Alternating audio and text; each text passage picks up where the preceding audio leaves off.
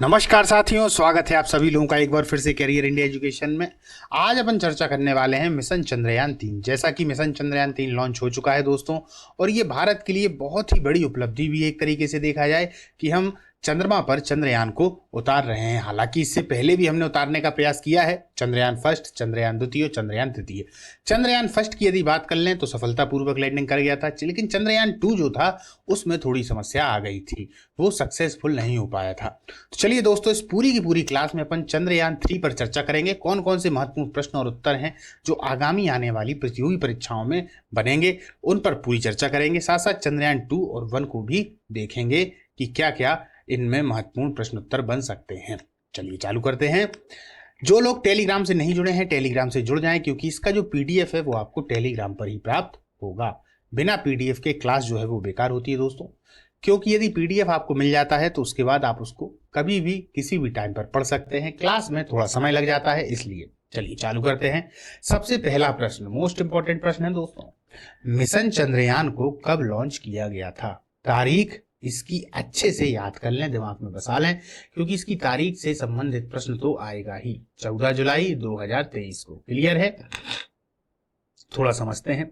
चंद्रयान 3 भारत का तीसरा चंद्रमा मिशन है और जुलाई 2019 के चंद्रयान 2 का अनुवर्ती है। ठीक है, क्या है? अनुवर्ती, जिसका उद्देश्य है कि चंद्रमा के दक्षिणी ध्रुव पर एक रोवर को भेजना। कहां पर? दक्षिणी ध्रुव पर।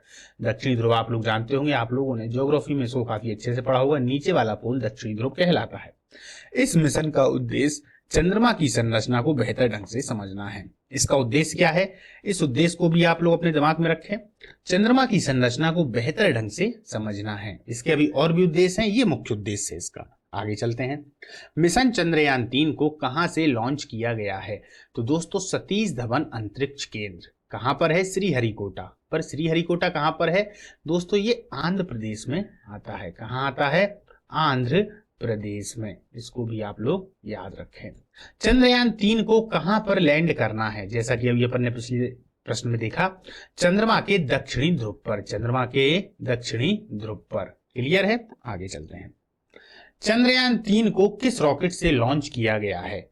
अब उस रॉकेट का नाम जिससे इसको लॉन्च किया गया, उस रॉकेट का जो नाम है दोस्तों वो है LVM-3M4। कहीं कहीं पर ये नाम खाली LVM-3 से भी आएगा, तो आप लोग कंफ्यूज में मत होना। LVM-3 आ जाए या LVM-3M4 आ जाए, इसकी कोई दिक्कत नहीं है। ऐसा क्यों है, इसको नीचे अपन समझते हैं। चंद्रयान 3 को LVM-3M4 रॉकेट से लॉन्च किया जाएगा।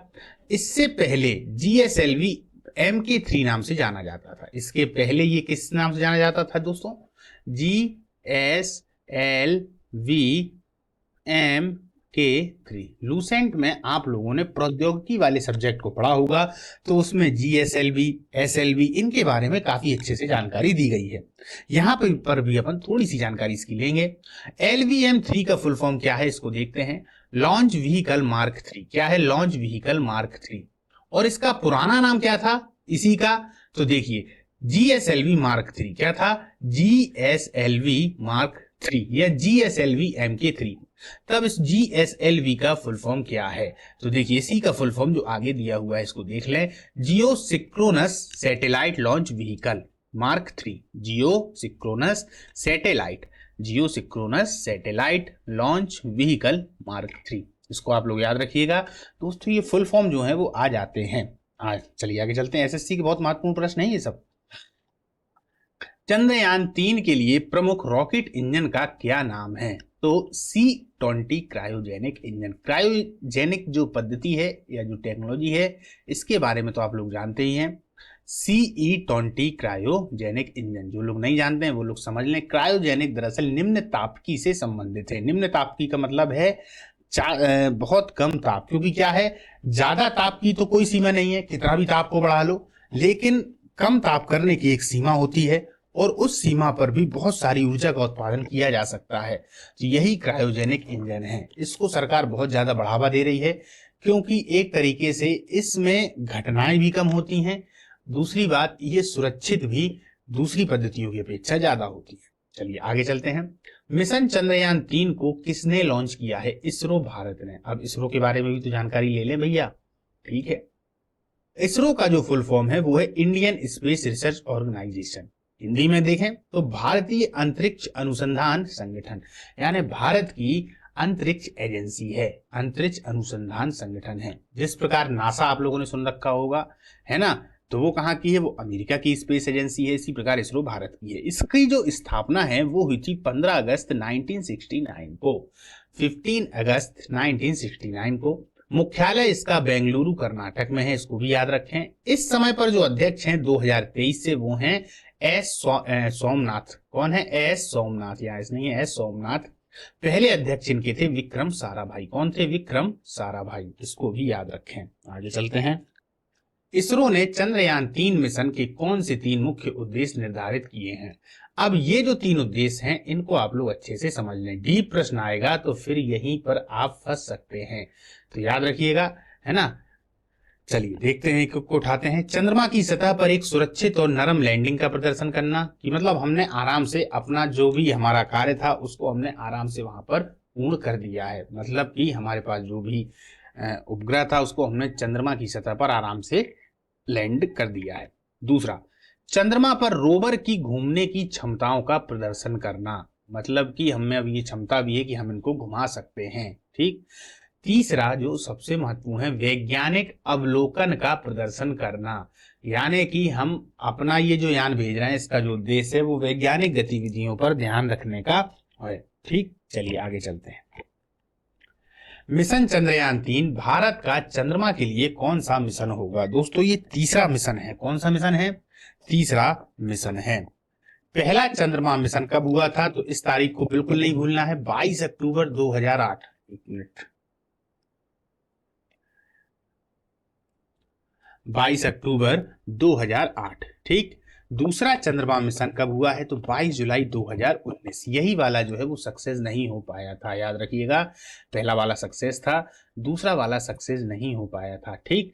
और तीसरा चंद्रमा मिशन 14 जुलाई 2023 को। क्लियर है? चलिए, मिशन चंद्रयान 3 की थीम क्या है? ये भी बहुत इंपॉर्टेंट है दोस्तों, याद रखिएगा। Science of the moon, science of the moon, या कह सकते हैं चंद्रमा का विज्ञान, चंद्रमा का विज्ञान। आगे चलते हैं। चंद्रयान 3 में इनमें से क्या नहीं है? ये प्रश्न दोस्तों जरूर आ सकता है यदि डीप बात होगी, गहराइयों वाली बात होगी, या उसको प्रश्न में बहुत सारी जानकारी वाला आदमी चाहिए होगा, यानी कि समझिए। तो उसमें क्या, चंद्रयान 3 में इनमें से क्या नहीं है? तो दोस्तों एक ऑर्बिटर है, वो इसमें नहीं है। दरअसल चंद्रयान 2 का जो ऑर्बिटर है वो ऑलरेडी वहां पर मौजूद है, इसलिए ऑर्बिटर इसमें नहीं दिया गया है। पहले समझ लेते हैं इसको, तब आप लोगों को ज्यादा अच्छे समझ में आएगा। चंद्रयान 2 में लैंडर, रोवर, ऑर्बिटर था, 3 चीजें थी, ठीक है। और चंद्रयान 3 के लिए ऑर्बिटर बनाया ही नहीं गया है। चंद्रयान 2 का ऑर्बिटर पहले ही ऑर्बिट में मौजूद है, जरूरत पड़ने पर इसी का इस्तेमाल किया जाएगा, ठीक है।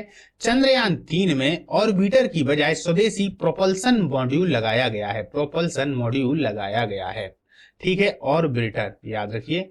अब समझिएगा प्रोपल्सन मॉड्यूल क्या है, अभी आगे इसमें आएगा प्रश्न में। चंद्रयान 3 में कितने मॉड्यूल हैं? अब यहां से आप समझिए 3 मॉड्यूल हैं।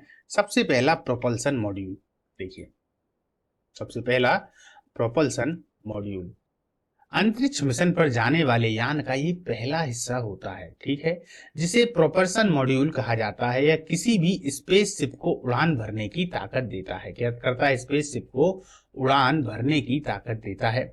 लैंडर मॉड्यूल चंद्रयान 3 का दूसरा और महत्वपूर्ण हिस्सा है, ठीक। इसी चंद्रमा पर उतारा जाएगा।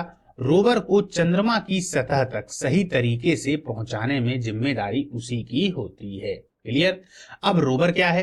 रोवर चंद्रयान का यह तीसरा हिस्सा है जो लैंडर के जरिए चंद्रमा की सतह पर उतरेगा और फिर मूवमेंट जानकारी जुटाकर धरती पर भेजेगा। क्लियर? चलिए आगे चलते हैं। मिशन चंद्रयान 3 के लैंडर का क्या नाम रखा गया है? किसका नाम? लैंडर का। तो याद रखिएगा क्या नाम है? विक्रम। मिशन चंद्रयान 3 के रोवर का नाम क्या रखा गया है? तो प्रज्ञान। ये भी याद रखिएगा, विक्रम प्रज्ञान। आने वाले प्रश्न है दोस्तों। चंद्रयान 3 के लैंडर में कितने थ्रॉटल सक्षम इंजन है? तो दोस्तों 4 हैं। कितने हैं? 4 हैं। चंद्रयान 3 की चंद्रमा के दक्षिणी ध्रुव पर सफल लैंडिंग के बाद भारत चंद्रमा के दक्षिणी ध्रुव पर, सुनिएगा, दक्षिणी ध्रुव पर पहुंचने वाला कौन सा देश बन जाएगा दोस्तों? पहला, याद रखिएगा। क्लियर? पहला। चलिए आगे चलते हैं। कैसे पूरा होगा चंद्रयान 3 का सफर? LVM-3 रॉकेट चंद्रमा को पृथ्वी की कक्षा में स्थापित करेगा। पृथ्वी की ऑर्बिट में पहुंचने के बाद चंद्रयान धीरे धीरे पृथ्वी की कक्षा में दूरी को बढ़ाएगा। दूरी बढ़ाने के लिए ऑन बोर्ड रॉकेट का इस्तेमाल होगा। यह रॉकेट चंद्रयान के साथ जाएंगे। इस तरह चंद्रयान चंद्रमा की कक्षा में दाखिल होगा। इसके बाद चक्कर काटते हुए चंद्रयान चंद्रमा की कक्षा में दाखिल हो जाएगा। इसके बाद चांद की सतह पर उतरने की तैयारी होगी। यही इस मिशन का सबसे मुश्किल हिस्सा होगा। कौन सा मुश्किल हिस्सा होगा दोस्तों? मुश्किल हिस्सा कौन सा वाला होगा? कि चंद्रमा की सतह पर उतरने वाला। इससे पहले कि विक्रम लैंडर की हार्ड लैंडिंग की वजह से चंद्रयान 2 मिशन खराब हो गया था। किसकी? विक्रम लैंडर की हार्ड लैंडिंग की वजह से चंद्रयान 2 मिशन खराब हो गया था। तभी अपन ने चर्चा की ना कि चंद्रयान 2 सक्सेस नहीं हो पाया था। चंद्रमा की सतह पर चंद्रयान 3 की सफल लैंडिंग के बाद 6 पहियों वाला रोवर बाहर आएगा। ये लैंडर चंद्रमा की सतह पर चलकर डेटा जुटाएगा और चंद्रमा की सतह की तस्वीरें लेगा, जिसे वो लैंडर विक्रम को भेजेगा। क्लियर है? चलिए आगे चलते हैं। चंद्रयान फर्स्ट मिशन को कब लॉन्च किया गया था? फर्स्ट से जुड़ी जानकारी ले लें। जैसा कि शुरुआत में बताया गया था कि अपन फर्स्ट और सेकंड दोनों पर चर्चा करेंगे। तो 22 अक्टूबर 2008 को 22 अक्टूबर 2008 को चंद्रयान फर्स्ट को किस रॉकेट से लॉन्च किया गया था? तो PSLV XL C11 से। PSLV XL C11 से। चंद्रयान फर्स्ट के लॉन्चिंग के समय इसरो के अध्यक्ष कौन थे? इसरो के अध्यक्ष कौन थे? तो जी माधवन। कौन थे दोस्तों? जी माधवन। कौन थे? जी माधवन। चंद्रयान 2 मिशन को कब लॉन्च किया गया था? 22 जुलाई 2019 को। कब किया गया था? 22 जुलाई 2019 को। चंद्रयान 2 मिशन 22 जुलाई 2019 को लॉन्च किया गया था। सतीश धवन अंतरिक्ष केंद्र श्रीहरिकोटा से लॉन्च किया गया था। कहां से? श्रीहरिकोटा से लॉन्च किया गया था। चंद्रयान 2 लैंडर के द्वारा चंद्रमा की सतह 2.1 किलोमीटर दूर के पास पहुंचने के लिए कुल कितना समय लगा था? तो दोस्तों 48 दिन। कितना लगा था? 48 दिन।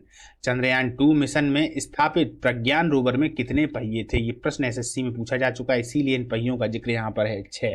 ठीक। चंद्रयान 2 अभियान को भारत के किस शक्तिशाली रॉकेट से लॉन्च किया गया था? GSLV Mark 3। GSLV Mark 3। वर्तमान में इसरो के अध्यक्ष कौन है? S सोमनाथ। कौन है दोस्तों? S सोमनाथ। भारत में पहला रॉकेट कब लॉन्च किया गया था? अगर पहले रॉकेट की हम बात कर लें दोस्तों तो 21 नवंबर 1963 को। चंद्रमा से परावर्तित रोशनी पृथ्वी तक कितने समय में पहुंचती है? 1.28 सेकेंड। ऐसा क्यों कहा गया है चंद्रमा से परावर्तित रोशनी? चंद्रमा स्वयं तो चमकता नहीं है, सूर्य की रोशनी से चमकता है। तो सूर्य की रोशनी उस पर टकराती है, टकराने के बाद परावर्तित होकर पृथ्वी पर आती है। उसी को हम कह देते हैं कि ये चंद्रमा की रोशनी है। ठीक है, आगे चलते हैं। तो इसको पृथ्वी तक पहुंचने में 1.28 सेकेंड लगता है।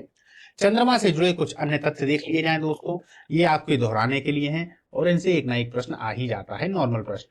चंद्रमा का व्यास कितना है? तो 3475 किलोमीटर। ये क्या है? व्यास। इसका आधा कर दोगे तो त्रिज्या निकल आएगी। चंद्रमा का गुरुत्वाकर्षण पृथ्वी की अपेक्षा कितना है? तो 1/6 है। 1/6 है। चंद्रमा पृथ्वी से कितनी दूरी पर है? तो यदि चंद्रमा की हम बात कर लें तो ये है दोस्तों 3,84,400 किलोमीटर। सबसे पहले चंद्रमा के धरातल पर उतरा मानव अंतरिक्ष यान कौन सा था? अपोलो 11 1969 में उतरा था। किसके माध्यम से? नासा के माध्यम से। नासा कहाँ की है? तो अमेरिका की है, याद रखिएगा, स्पेस एजेंसी।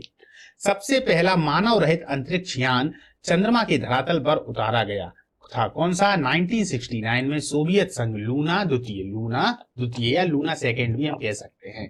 तो दोनों ही 1969 में थे, अपोलो 11 और लूना 2। हम चंद्रमा के धरातल का कितना प्रतिशत भाग देख सकते हैं? वेरी इंपॉर्टेंट प्रश्न है दोस्तों, याद रखिएगा, 59%। चंद्रमा पर कदम रखने वाला पहला व्यक्ति कौन था?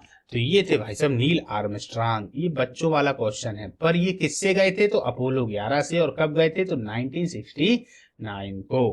क्लियर है? चलिए दोस्तों, तो आज की जो अपनी क्लास है वो यहाँ पर अपन समाप्त करते हैं। चंद्रयान 3 से जितने भी महत्वपूर्ण प्रश्न बनने थे वो इसी में से आपके आ जाएंगे कॉम्पिटिटिव एग्जाम के लिए, वनडे एग्जाम के लिए।